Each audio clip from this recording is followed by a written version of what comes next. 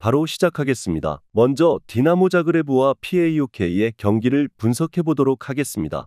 자그레브 크로아티아 1부 3위 승무입니다. 조별리그 초반에는 득점력 때문에 다소 부진한 시간이 있었습니다.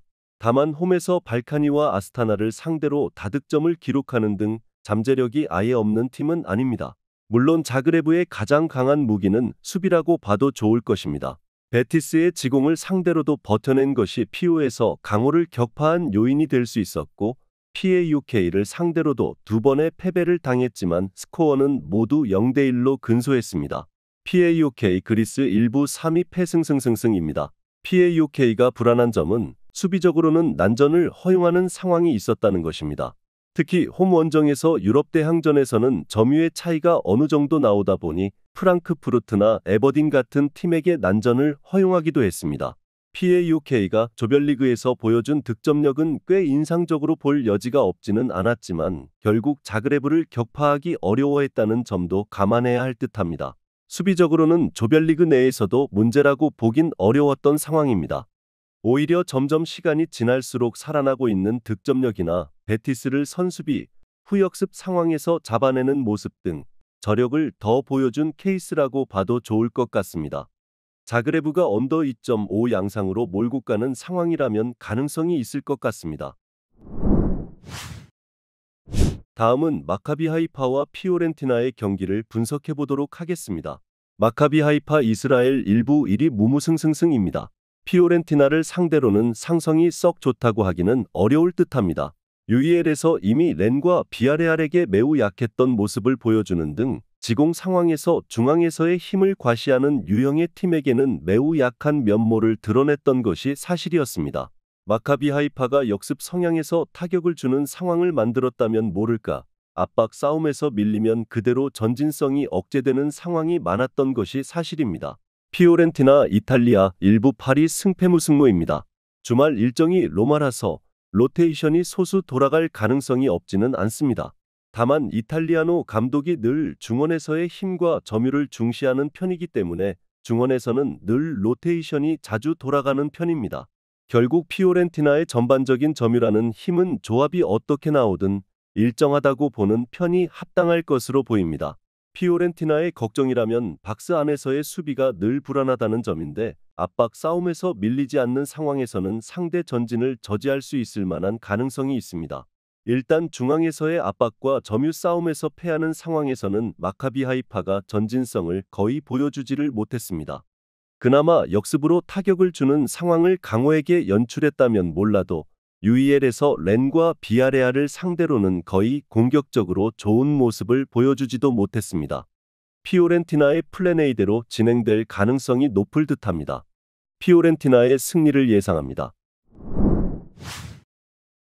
다음은 위니온과 페네르바체의 경기를 분석해 보도록 하겠습니다. 생질로아스 벨기에 1부 1위 승승승승승입니다. 홈에서는 리버풀도 강한 기동력과 압박으로 잡아버리는 등 꽤 호조를 보여주는 편이었습니다. 물론 당시에는 리버풀이 힘을 상당히 뺀 상황이었고 생질로아스도 리그와는 달리 결정력이 유럽 대항전 레벨에서는 좋아 보이는 상황이 아닙니다. 물론 멀티골을 유럽 대항전에서 펼친 경기는 모두 홈에서 펼쳐진 경기였다는 점은 참고할 수 있을 듯합니다. 페네르바체 튀르키예 1부 2위 무승승 패승입니다.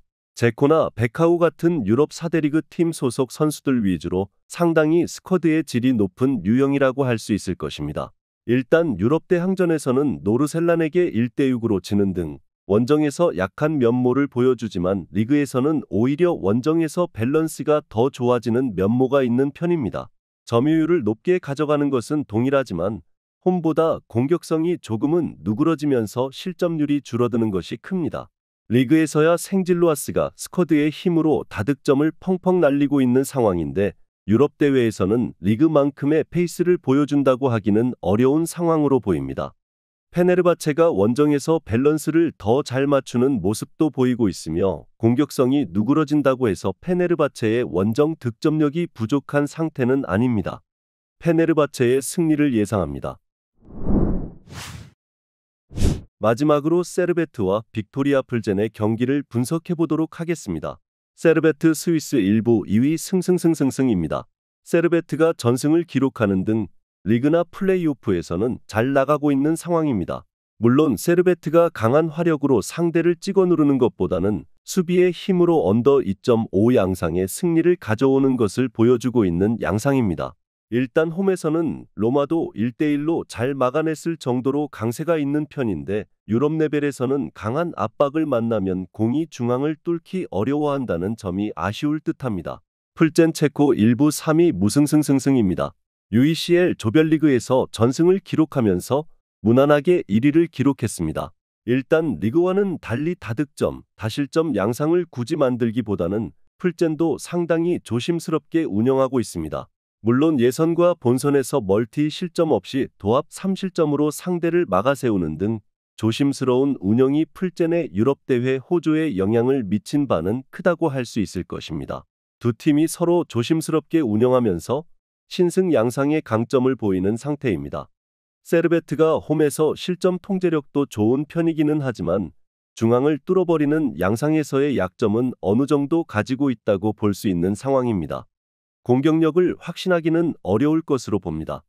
언더 2.5 양상의 무승부를 기대합니다.